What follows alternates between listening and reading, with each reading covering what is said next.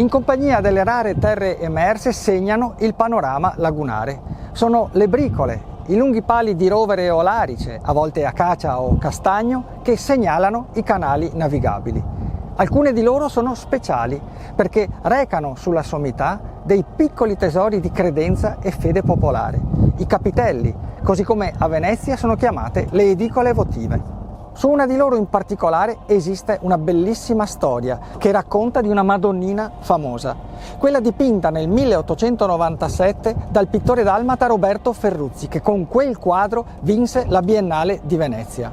Una giovane donna con un mantello blu che tiene in grembo il bambino che dorme. L'opera fu realizzata a Luvignano, sui Colli Euganei. A fare da modella Angelina Chan, una undicenne che teneva in braccio il fratellino Giovanni di pochi mesi.